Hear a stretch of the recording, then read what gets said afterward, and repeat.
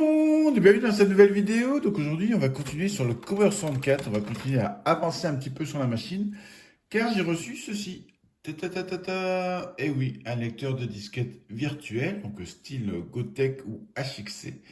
Donc ça va me permettre de lancer. Alors j'adore le design, hein. Franchement, le design, je le trouve super beau le boîtier. Ça va me permettre de lancer des disquettes virtuelles comme si j'avais un lecteur dans le Cover 64. Voilà, donc ça c'est chouette. Après, le côté pas chouette, c'est que ça a quand même moins de charme qu'une vraie disquette. Ça a quand même moins de charme. Malgré que le boîtier est vraiment super fun. Donc, il y a un petit bouton pour aller sur le menu. Mais voilà, ici ça apparaît. Mais je trouve qu'il y a moins de charme. Par contre, l'avantage, c'est que ce lecteur, hop, il a deux prises. Donc, je peux le brancher sur le Commodore 64 et brancher dessus mon vrai lecteur. Ah, vous m'allez venir. Et oui, le but va être de faire des copies de programme qui est dedans sur la vraie disquette pour lancer une vraie disquette. Voilà, je trouve ça tout de suite beaucoup plus fun. Donc on fait un petit tour rapide de la machine. Donc là, il n'y a rien parce qu'en dessous, c'est un Raspberry Pi qui est dedans. Hop. Donc on n'accepte pas à ça. Là, le bouton Power et puis chargement de la disquette. Différents boutons pour naviguer dans le menu. Ici, la petite carte SD. Donc on stocke dessus ces programmes. Donc les deux prises comme je vous ai dit. Et l'alimentation. Donc on va brancher ça et puis on va tester ça ensemble. Franchement, je le trouve vraiment très joli.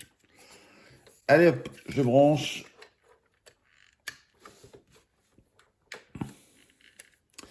Alors, je vais le mettre comme ça va cacher un peu l'image, mais au moins vous verrez un peu ce qui se passe là sur l'écran. Donc, je démarre. Toujours allumé avant les périphériques avant d'allumer le Commodore 64. Lui, normalement, ah bah non, le Commodore 64 est déjà allumé, j'avais laissé en position, c'est pas grave. Donc lui, il s'allume, il charge un petit quelque chose. On appuie sur Select. Là, on peut naviguer. Je sais pas si vous voyez bien. On peut naviguer. On va chercher un programme. Hop, on va aller dans Favoris. D64.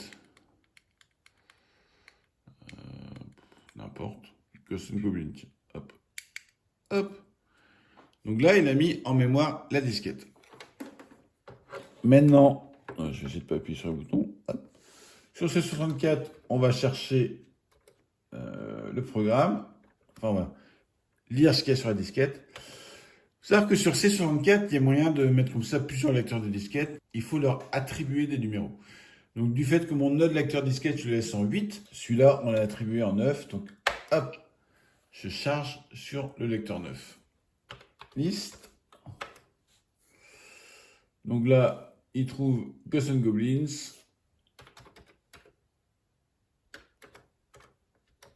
On va charger. Donc il fait un petit pip, juste un petit bruit rapide, petit buzzer. Donc là, en vert, on voit que ça charge.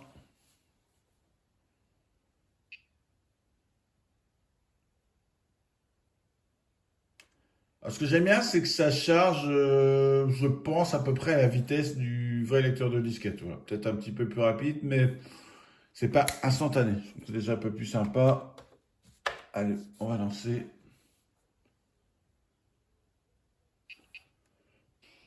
Je sais pas trop, je l'ai pas testé. Regarde, de scanner quelque chose.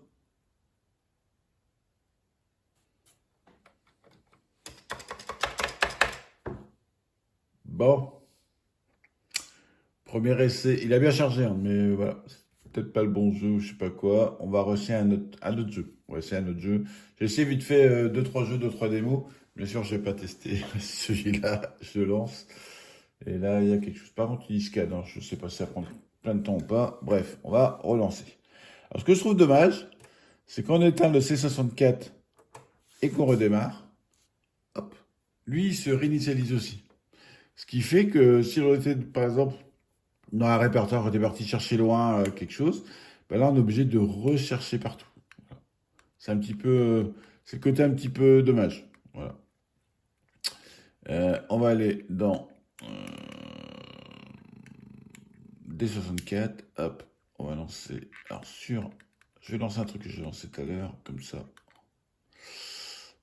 Bien sûr, je me trompe de bouton. Hop. Je viens de l'avoir, donc je ne l'ai pas encore tout à fait en main. Qu'on va faire défiler, parce qu'il y a plein de disquettes. Donc après, bien sûr, il y a moyen de se créer des petits répertoires favoris avec des jeux qu'on aime bien et tout ça.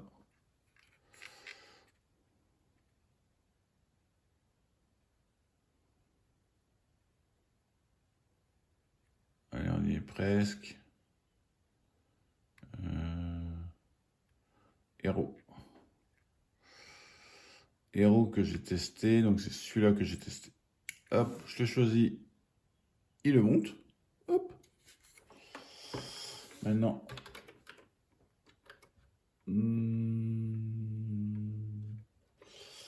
Tac, tac, tac, tac.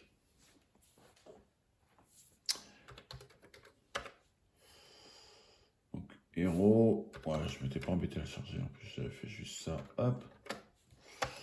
Avec une 9.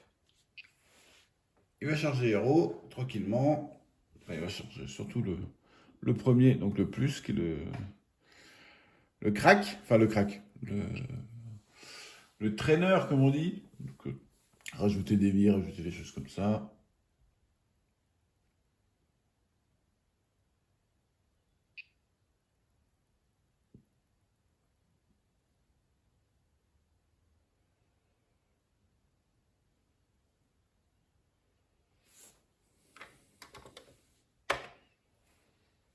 Voilà, on le lance.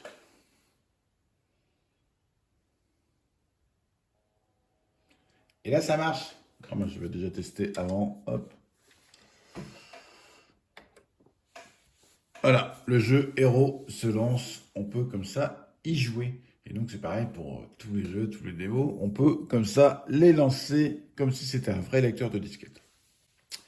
Bon, bah, c'est tout pour cette vidéo. Alors, en conclusion, je trouve ça vraiment sympa parce que je trouve ça vraiment hyper joli. Je trouve vraiment hyper joli, hein. Franchement, ça a vraiment de la gueule. Autant il y a des boîtiers qui font des trucs imprimés, ouais, pas terrible. Là, je trouve ça a vraiment de la gueule. Franchement, ça a vraiment de la gueule. Je le trouve vraiment classe. Les boutons pour naviguer, c'est vraiment pratique. Les deux sorties, enfin les deux branchements, c'est vraiment ce qui m'intéressait. Parce que comme ça, je vais pouvoir faire des copies de là, faire des vraies disquettes. Parce que moi, ce qui m'intéresse, c'est vraiment la vraie disquette. C'est fun, c'est pratique, mais je veux de la vraie disquette. Voilà, je sais, je suis sûr avec ça. Mais c'est vraiment ce que je veux. Après, celui qui utilise que ça tout le temps, bah, petit bémol, hein, que quand on éteint et qu'on redémarre, hop, ou c'est peut-être moi qui fais mal les choses, hein, peut-être, je sais pas, mais je reviens ici, et si je veux naviguer, voilà, je suis de retour sur vraiment la racine de la carte SD. Voilà, ça c'est un petit peu dommage. Ça aurait été bien de rester dans le même répertoire. Après, c'est pas trop gênant. Bon, bah, c'est tout pour cette vidéo. Je vais trier un peu parce qu'il y a quand même beaucoup trop de choses sur la carte SD. Je vais trier, je vais me faire mes petits favoris. Et puis, je vous ferai une autre vidéo où on copie sur une vraie disquette. Allez, bye bye tout le monde!